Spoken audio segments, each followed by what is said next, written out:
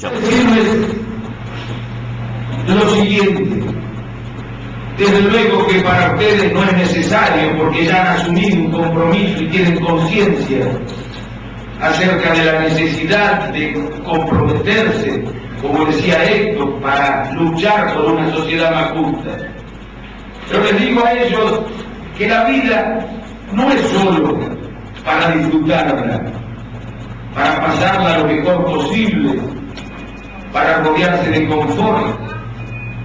A la vida también hay que darle sentido, hay que darle trascendencia.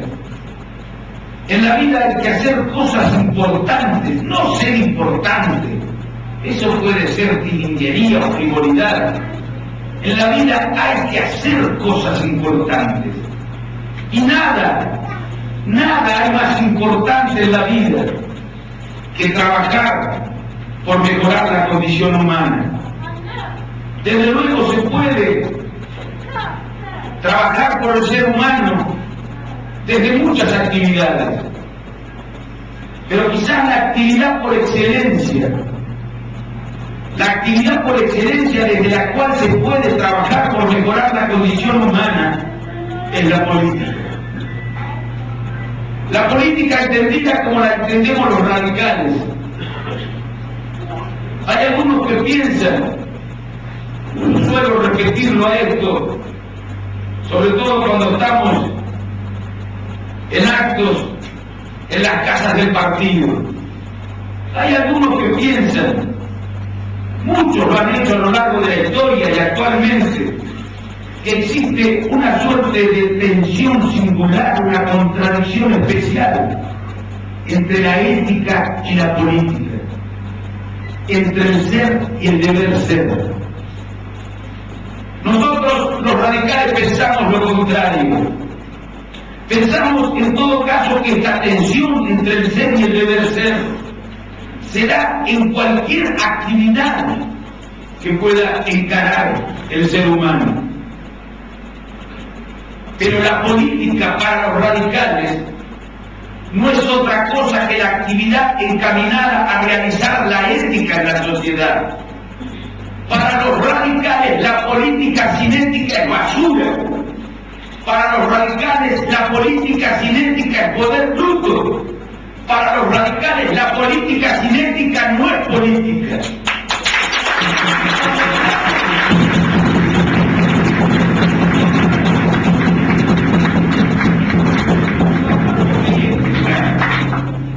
Cuando hablamos de ética, no nos referimos solamente al deber o a la obligación de no enriquecerse con los recursos del Estado.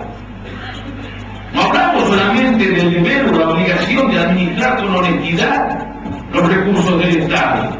Esto es fácil para cualquier bien nacido. Fíjense ustedes, también la manera más clara de expresar lo que quiero decir sea de la siguiente manera. Aunque Menem hubiera sido la Madre Teresa de Calcuta, su gobierno hubiera sido esencialmente inmoral por las consecuencias que produjo, por la maquinación y la expulsión que ocasionó, por la indiferencia que reclamaba de cada uno de los habitantes, porque significaba un retroceso del Estado, otorgando la facultad de decidir las cuestiones principales de los argentinos al mercado, al egoísmo, al individualismo, a la ganancia. Cuando hablamos de ética, hablamos de algo mucho más profundo y mucho más difícil. Hablamos de un mandato que supone el ser radical, que tiene una realización compleja y difícil, que requiere lucha.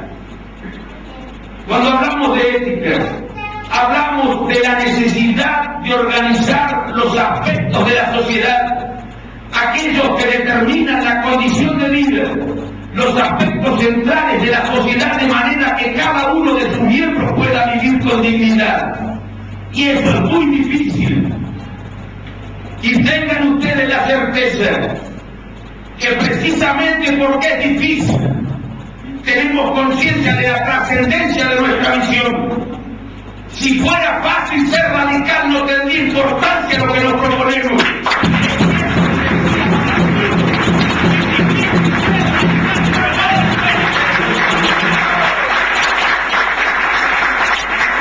Hay algunos que dicen que la política debe procurar la felicidad del hombre. Para mí eso es populista.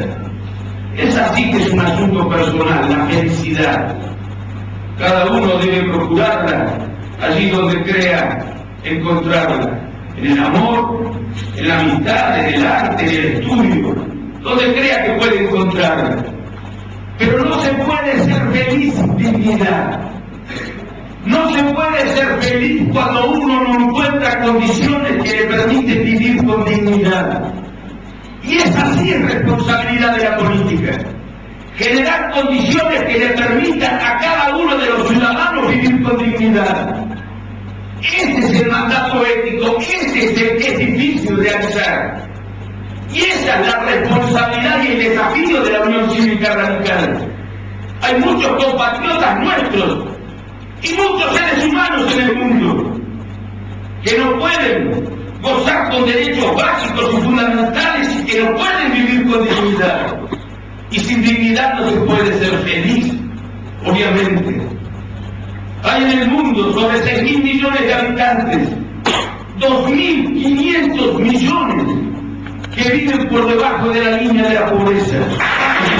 Caballo que acaba la equitación, decía Martínez Estrada, ¡qué verdad extraordinaria! Es necesario educar al pueblo, no solamente, reitero, para que pueda defenderse en una sociedad difícil, sino para que pueda cambiar esa sociedad. Bueno, estos son los dos valores que para su cumplimentación, para que puedan realizarse, porque existe una tensión entre ellos, necesita de lo que se decía en Parque Norte, de lo que en Parque Norte se llamaba Raúl Alfonsín la ética de la solidaridad.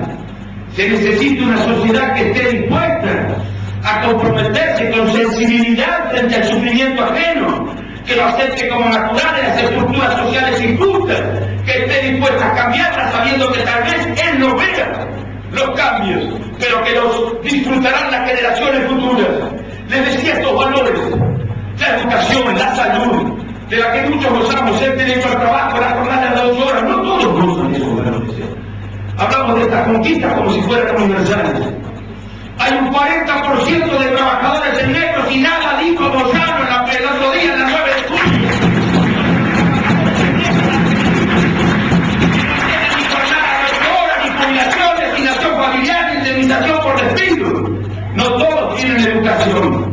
No todos pueden ir a la universidad. No son conquistas que se hayan extendido a todos. Tenemos que hacer un esfuerzo grande primero por extenderla y después vamos por más, amigas y amigos, porque no termina nunca el horizonte de la dignidad humana, y el objetivo y el desafío de la Unión Cívica Radical es ir desplazando su horizonte para profundizar cada vez más la dimensión ética de la política y realizar la dignidad del ser humano. Entonces, amigas y amigas, a los muchachos les digo, yo me acuerdo, acá en el 83, Alfonsín se preguntaba, decía, si algún inadvertido a la vera del camino, ustedes lo recuerdan mejor que yo, nos pregunta dónde van porque luchan. Él y la Asamblea le respondían con aquel rezo blanco, con el preámbulo de la Constitución Nacional. Si hoy a nosotros, cuando ven esta ilusión, cuando ven esta militancia, esta fuerza, esta perseverancia, esta insistencia y esta motivación extraordinaria que registran hoy los radicales, nos pasará lo mismo si alguno nos preguntara también por qué luchan, por qué se ilusionan, por qué sueñan. Le podemos contestar también, apelando a la historia, con la misma legitimidad histórica, que venimos a cumplir con un mandato que nos viene del fondo mismo de nuestra nacionalidad, que en definitiva